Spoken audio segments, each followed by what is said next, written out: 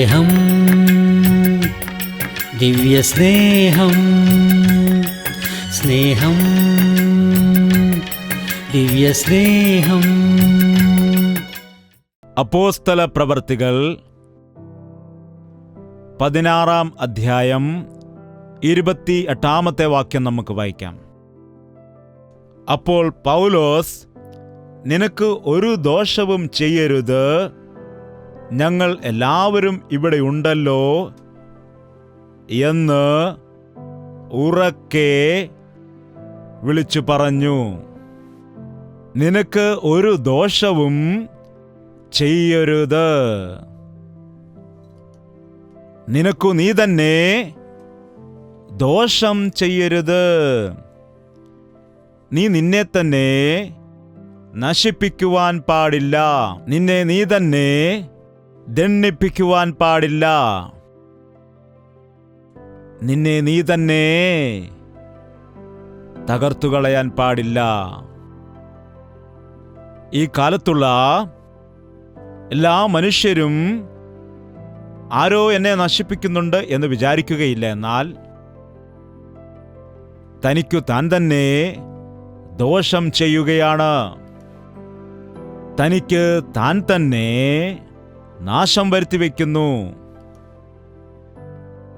ഈ ദിവസം ദൈവത്തിൻ്റെ വചനം കേൾക്കാതെ അവൻ്റെ കൽപ്പനകളെയും എല്ലാം വിട്ടിട്ട് സ്വാതന്ത്ര്യത്തോടെ ആയിരിക്കണമെന്ന് ആശിച്ച് തനിക്കെന്തൊക്കെയോ നേടിയെടുക്കണമെന്ന്, ലോകത്തിൽ ആരൊക്കെയോ ആയിത്തീരണമെന്ന് ആഗ്രഹിച്ച് ജീവിതത്തിൽ നല്ലവണ്ണം ആസ്വദിക്കണമെന്നൊക്കെ വിചാരിച്ചുകൊണ്ട് തനിക്കു താൻ തന്നെ ദോഷം വരുത്തിവെക്കുകയാണ്.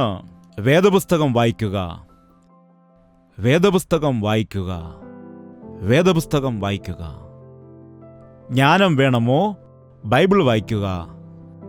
വിശ്വാസം വേണമോ? ബൈബിൾ വായിക്കുക. സ്നേഹം വേണമോ? ബൈബിൾ വായിക്കുക. ദൈവം ആരാണെന്ന് മനസ്സിലാക്കണമോ? ബൈബിൾ വായിക്കുക. ജീവിതത്തിൻ്റെ അർത്ഥം എന്താണെന്ന് മനസ്സിലാക്കണമോ? ബൈബിൾ വായിക്കുക. മനുഷ്യന്റെ മരണശേഷം എന്ത് സംഭവിക്കുമെന്ന് അറിയണമോ? ബൈബിൾ വായിക്കുക. എന്താണ് ഇന്ന് ആളുകൾ ബൈബിൾ വായിക്കാത്തത്? പ്രസംഗകർ പോലും ബൈബിൾ ശരിക്കും വായിക്കുന്നില്ല. ഈ കാലത്ത് ഇൻ്റർനെറ്റെല്ലാം വന്നതിന് ശേഷമായിട്ട് ഇപ്പോൾ ആളുകൾ നെറ്റിൽ നല്ല നല്ല മെസ്സേജുകളുണ്ട്, അത് നോക്കിയിട്ടാണ് പഠിക്കുന്നത്. ബൈബിൾ മുൻപിൽ വെച്ചിട്ടല്ല മെസ്സേജ് തയ്യാറാക്കുന്നത്, ലാപ്ടോപ്പ് വെച്ചിട്ടാണ് മെസ്സേജ് തയ്യാറാക്കുന്നത്. വണ്ടർഫുൾ മെസ്സേജാണ് ബ്രദർ. ടോപ്പിക്ക് വളരെ നല്ലതായിരിക്കുന്നു. ബൈബിളിലെ ഒരു വാക്യം എടുത്തിട്ട് അതിൻ്റെ സാരാംശം നാം ഗ്രഹിക്കണം. ബൈബിൾ നീ വായിക്കുന്നതായ സമയത്ത് നിന്റെ ഹൃദയത്തിൽ വലിയൊരു വെളിച്ചം ഉണ്ടാവുകയാണ് ചെയ്യുന്നത്. നിനക്ക് വലിയൊരു സന്തോഷം ഉണ്ടാകുന്നു. നീ മനസ്സിലാക്കിയവയെ, നീ രുചിച്ചറിഞ്ഞവയെ, നീ അനുഭവിച്ചതായിട്ടുള്ള കാര്യങ്ങളെ അവിടെ പ്രസംഗിക്കുമ്പോൾ വലിയ അത്ഭുതങ്ങൾ സംഭവിക്കും. ഇന്നുള്ളതായ മനുഷ്യർ തന്നെത്താൻ നശിക്കുകയാണ് ചെയ്യുന്നത്. ഞാൻ എന്നെ തന്നെ നശിപ്പിക്കുന്നില്ല എന്നാണോ പറയുന്നത്? ഒരു മദ്യപാനിയായ വ്യക്തി മദ്യം കുടിക്കുന്ന സമയത്ത് തന്നെ തന്നെ നശിപ്പിക്കുകയാണോ ചെയ്യുന്നത്? അല്ലയോ? നിങ്ങൾ പറയൂ. അവർ തന്നെ പറയുന്നുണ്ട്, നമ്മൾ പിന്നെ എന്തിനാണ് പറയേണ്ടത്? വീഞ്ഞ് രുചിച്ചു നോക്കുവാൻ പാടില്ല. അതൊരു വിഷപ്പാമ്പിനെ പോലെ നിന്നെ കടിക്കുവാനിടയാകും. നീ സമുദ്രത്തിൽ കിടക്കുന്ന വ്യക്തിയെപ്പോലെ ആയിത്തീരും.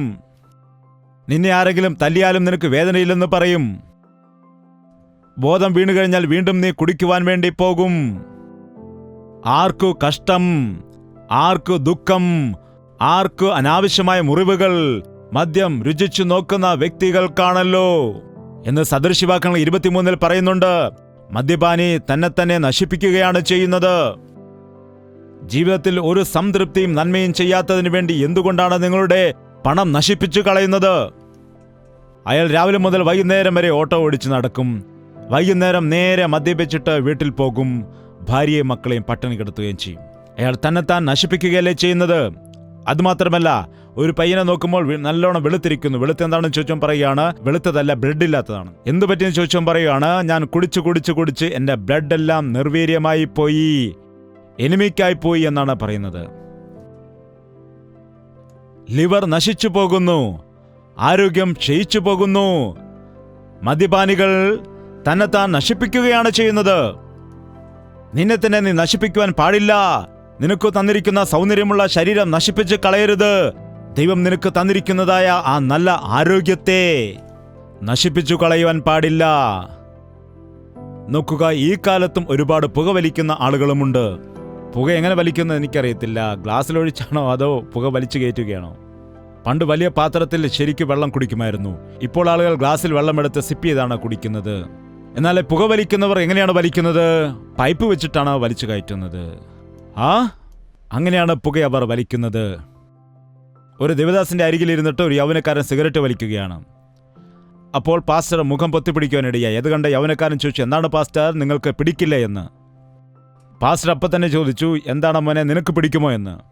നിന്റെ ശരീരത്തിൽ അത് പിടിക്കുമായിരുന്നെങ്കിൽ അത് നിന്റെ വയറ്റിൽ പോയിട്ട് ദഹിക്കേണ്ടതല്ലേ, പിന്നെ എന്തുകൊണ്ടാണ് വായിൽ കൂടെ പോയിട്ട് മൂക്കിൽ കൂടി അത് തിരിച്ചു വരുന്നത്? നമ്മൾ വെള്ളം കുടിക്കുമ്പോൾ ശരീരത്തിനുള്ളിലേക്ക് അത് പോകുന്നുണ്ടോ, അതോ മൂക്കിൽ കൂടെ തിരിച്ചു വരുമോ? പുക ശരീരത്തിനുള്ളിൽ നിൽക്കുകയില്ല. അത് ശരീരത്തിൽ അങ്ങോട്ടും ഇങ്ങോട്ടെല്ലാം കറങ്ങി അവയവങ്ങളെയൊക്കെ നശിപ്പിച്ചിട്ട് അത് തിരികെ വരുവാനിടയാകും. ഇപ്പോൾ നാം നോക്കുമ്പോൾ പുകവലി ആരോഗ്യത്തിന് ഹാനികരമാണെന്ന് എവിടെയും എഴുതി വെച്ചിരിക്കുന്നത് കാണാം. പുകവലിക്കുന്നവൻ എന്താണ് ചെയ്യുന്നത്? തന്നെത്താൻ നശിപ്പിക്കുകയാണ്. തന്റെ ശ്വാസനാളങ്ങൾ നശിക്കുവാനിടയാകുന്നു. ത്രോട്ട് ക്യാൻസറിന് കാരണമായി തീരുന്നു പുകവലി. ഒരു സഹോദരിക്ക് കഴുത്തിലൊരു മുഴ വരുവാനിടയായി. അപ്പോൾ ദേവദാസനെ വിളിച്ചു പറഞ്ഞു പ്രാർത്ഥിക്കണമെന്ന്. അങ്ങനെ ആ ദേവദാസൻ അവർക്ക് വേണ്ടി പ്രാർത്ഥിക്കാൻ പോയി. അവിടെ ചെന്നപ്പോൾ അവർ മരണക്കിടക്കയിലായിരിക്കുകയാണ്. എന്തു പറ്റിയെന്ന് ചോദിച്ചാൽ പറഞ്ഞു, എൻ്റെ കഴുത്തിൽ ഒരു മുഴ വന്നിരിക്കുകയാണ്. ദേവദാസൻ സംശയം വന്ന് ചോദിച്ചു, എന്താണ്, നിങ്ങൾ പുകവലിക്കുമായിരുന്നോ സാധാരണ? അപ്പോൾ അത് കേട്ട ആളുകൾ പറഞ്ഞു, ഒരു ബീഡിയൊന്നുമല്ല, ഒരു കെട്ട് ബീഡിയാണ് ഡെയിലി വലിക്കുന്നതെന്ന്. നിനക്കു നീ തന്നെ ദോഷം ചെയ്യരുത്. നിനക്കു നീ തന്നെ ദോഷം ചെയ്യാൻ പാടില്ല. പുകവലിക്കുന്നത്, ലഹരി പദാർത്ഥങ്ങൾ ഉപയോഗിക്കുന്നു, മയക്കുമരുന്ന് ഉപയോഗിക്കുന്നു. എത്രയോ പേർ സ്വയം ശരീരത്തിൽ മയക്കുമരുന്നുകൾ കുത്തിവെക്കുന്നുണ്ട്. നിങ്ങൾക്കറിയാമോ, 25-30 വയസ്സിൽ തന്നെ വൃദ്ധന്മാരെ പോലെ അവരുടെ ശരീരം ക്ഷീണിക്കുവാനിടയാകും. അവരുടെ ശരീരം പ്രവർത്തിക്കില്ല, മനസ്സ് പ്രവർത്തിക്കില്ല. മാതാപിതാക്കൾക്ക് വേദനയാണ്, കെട്ടിയതായ ഭാര്യയ്ക്ക് ദുഃഖമാണ്. എത്രയോ ആളുകൾ തങ്ങളെ തന്നെ സ്വയം നശിപ്പിച്ചുകൊണ്ട് മറ്റുള്ളവരെ ഇന്ന് കണ്ണുനീർ കുടിപ്പിക്കുന്നുണ്ട്. ഇവിടെ വചനത്തിൽ എന്താകുന്നു ദൈവദാസൻ പറയുന്നത്? നിനക്ക് നീ തന്നെ ദോഷം ചെയ്യുവാൻ പാടില്ല.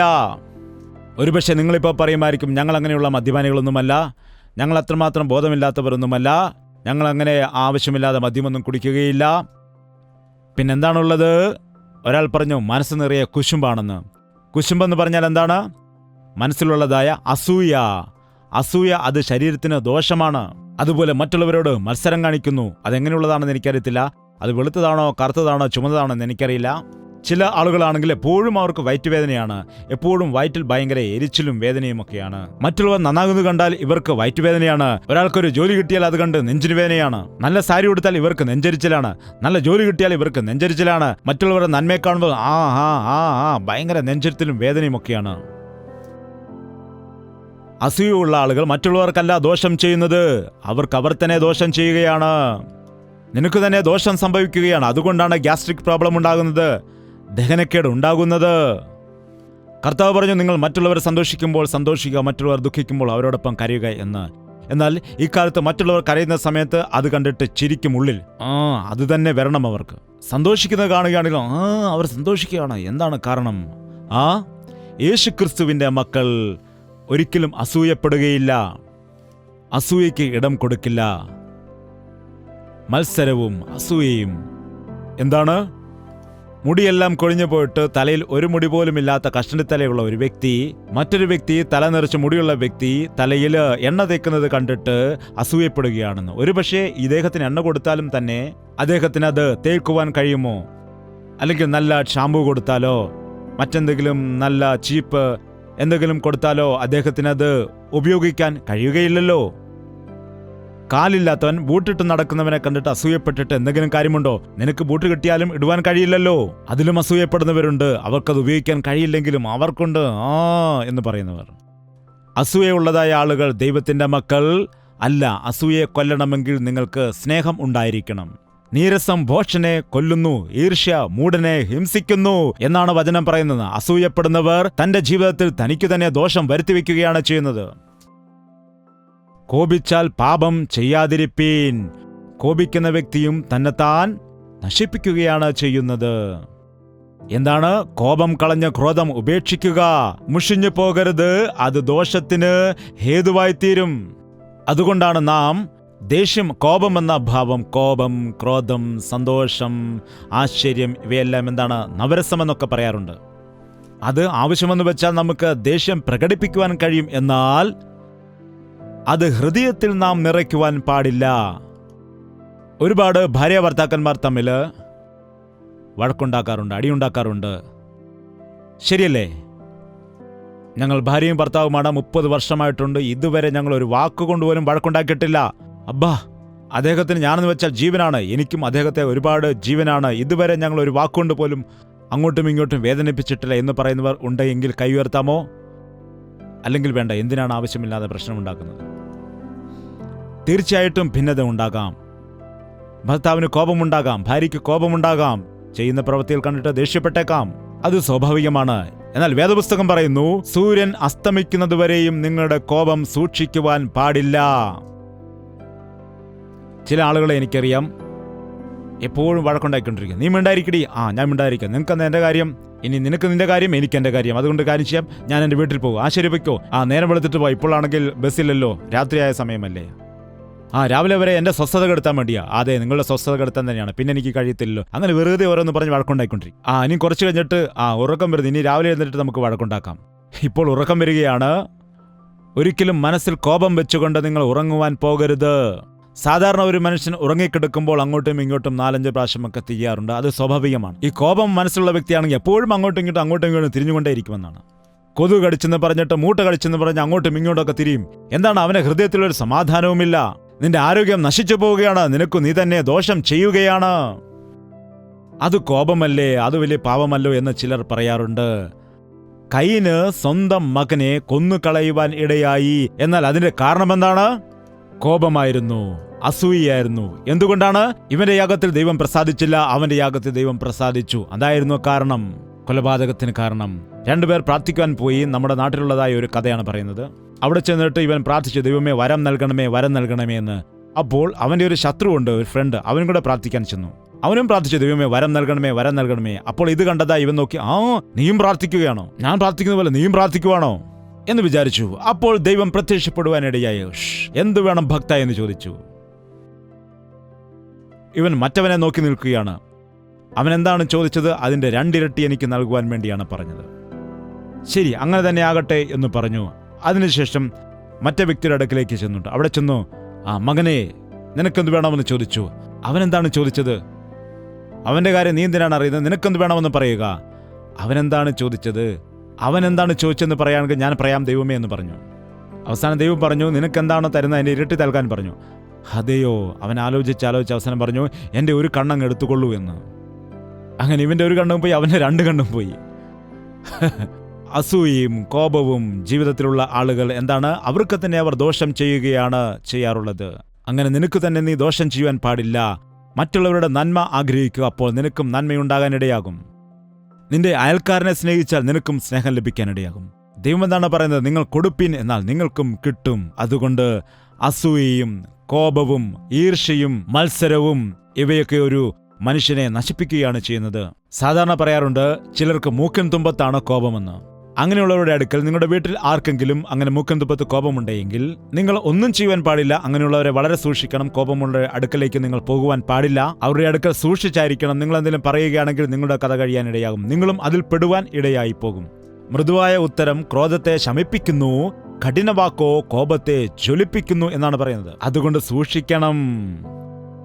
ഞാൻ പറയാറുണ്ട്, ഒന്നും ചെയ്യണ്ട, കോപിക്കുന്ന ആളുകളുടെ മുൻപിൽ നേരെ ചെന്നിട്ട് ഒരു കണ്ണാടി കാണിച്ചാൽ മതി എന്നാണ്. കണ്ണാടി എടുത്തുകൊണ്ട് പോയിട്ട് എന്നൊക്കെ പറയില്ലേ, അവന്റെ മുൻപിൽ ഇങ്ങനെ കൊണ്ട് കാണിക്കുക. അവന്റെ മുഖം കണ്ട് അവൻ തന്നെ സഹിക്കുകയില്ല. കണ്ണ് ചുവന്നു കിടക്കും, വികൃതമായിട്ടിരിക്കും, മുഖമെല്ലാം ചുക്കിച്ചുളഞ്ഞ് വളരെ ക്രോധത്തോടെയായിരിക്കും. കോപിക്കുന്ന ആളുകൾ നിങ്ങളുടെ മുഖത്ത് പിശാചിനെ കാണിക്കുകയാണ് ചെയ്യുന്നത്.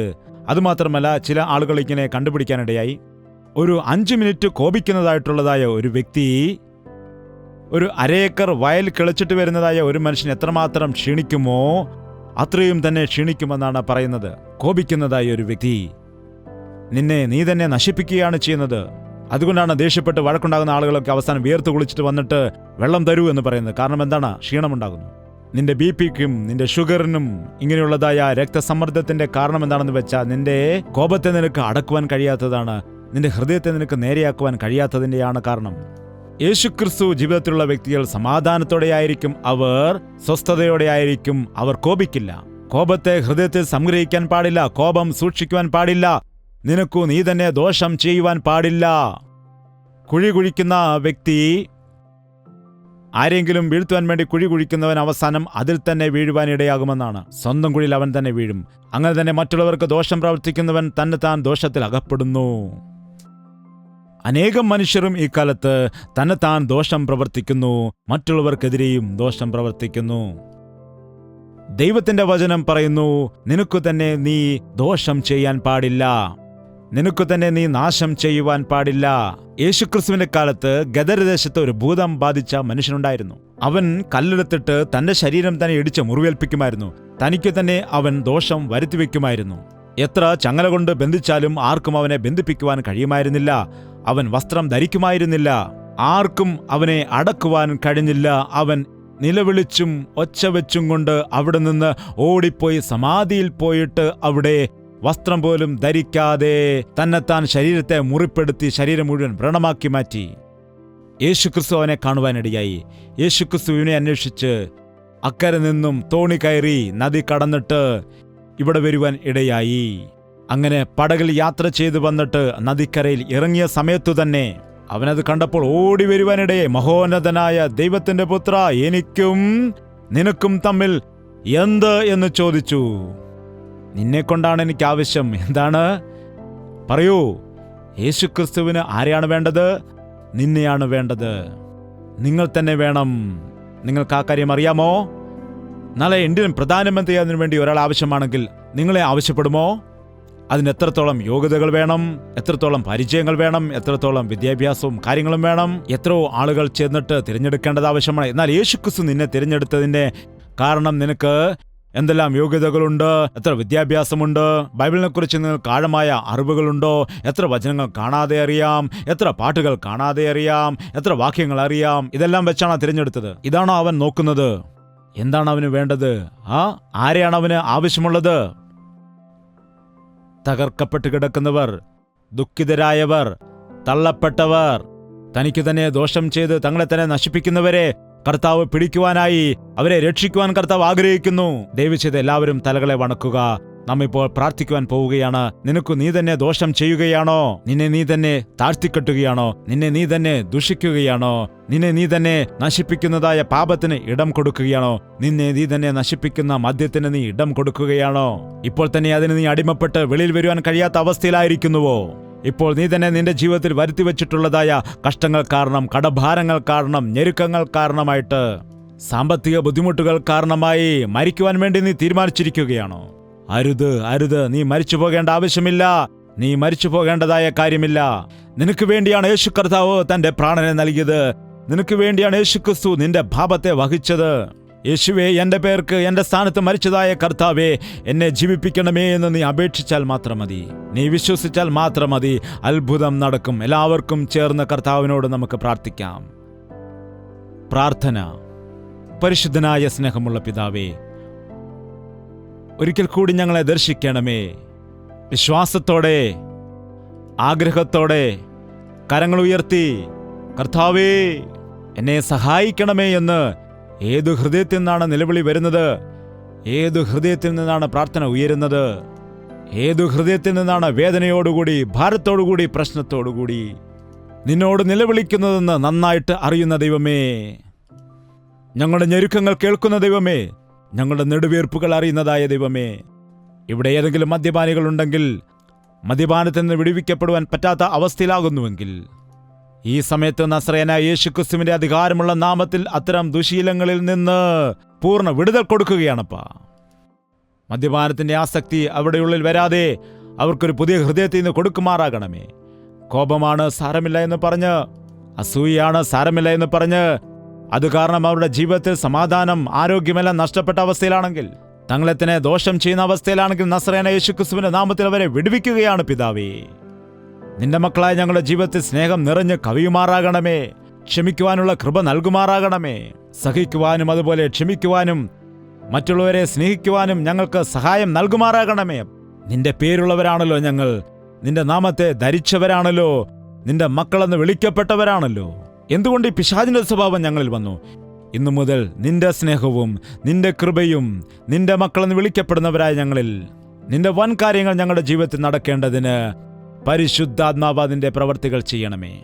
ഈ കൂട്ടത്തിലായിരിക്കുന്ന മക്കളെ എല്ലാവരെയും നിന്റെ കരങ്ങളിലേക്ക് സമർപ്പിക്കുകയാണ്. നിന്റെ മുറിവേറ്റ കരുത്താൽ നീ ആശ്വസിപ്പിക്കണമേ കർത്താവേ. ആരെങ്കിലും ഇപ്പോഴും തങ്ങളുടെ ഹൃദയത്തിൽ അവിശ്വാസത്തിലായിരിക്കുന്നുണ്ടെങ്കിൽ ഇന്നു തന്നെ പരിശുദ്ധാത്മാവ് അവരുടെ ഹൃദയങ്ങളിൽ പ്രവർത്തിക്കുമാറാകണമേ. പരിശുദ്ധാത്മാവിന്റെ വലിയ പ്രവർത്തികൾ അവരുടെ ജീവിതത്തിൽ നടത്തുമാറാകണമേ. ആരും നശിച്ചു പോകുന്നത് നീ ഇഷ്ടപ്പെടാത്തത് കൊണ്ട് ഇവിടെ കടന്നു വന്നിരിക്കുന്നതായ സകല വ്യക്തികളും നിന്റെ അനുഗ്രഹത്തോടുകൂടി നിന്റെ വിടുതലോടുകൂടി നിന്റെ സമാധാനം പ്രാപിച്ച് നിന്റെ സാക്ഷികളായി ജീവിക്കാനുള്ള കൃപ നൽകുമാറാകണമേ. ഈ ലോകത്തിലായിരിക്കുമ്പോൾ നിന്നെ മഹത്വപ്പെടുത്തേണ്ടതിന് ഈ ലോകം വിട്ടുപോകുമ്പോൾ നിന്റെ രാജ്യത്തിന് അവകാശികളായി തിരുവൻ ഞങ്ങളെ എല്ലാവരെയും സഹായിക്കുമാറാകണമേ. യേശു ക്രിസ്തുവിന്റെ നാമത്തിൽ അപേക്ഷിക്കുന്നു പിതാവേ, ആമേൻ. നമ്മുടെ പിതാവായ ദൈവത്തിന്റെ സ്നേഹവും പുത്രനായ യേശു ക്രിസ്തുവിന്റെ കൃപയും ആശ്വസിപ്പിച്ച് വഴി നടത്തുന്ന പരിശുദ്ധാത്മാവിന്റെ കൂട്ടായ്മയും സഹവാസവും നാം ഓരോരുത്തരോടും നാം പ്രാർത്ഥിച്ച സകല വിഷയങ്ങളോടും ഇന്നു മുതൽ എന്നേക്കും ഉണ്ടായിരിക്കുമാറാകട്ടെ. ആമേൻ, ആമേൻ, ആമേൻ. യേശുവേ യേശുവേ യേശുവേ യേശുവേ യേശുവേ യേശുവേ യേശുവേ യേശുവേ നിന്നെ നിന്നെ എന്നും ഞാൻ സേവിക്കും.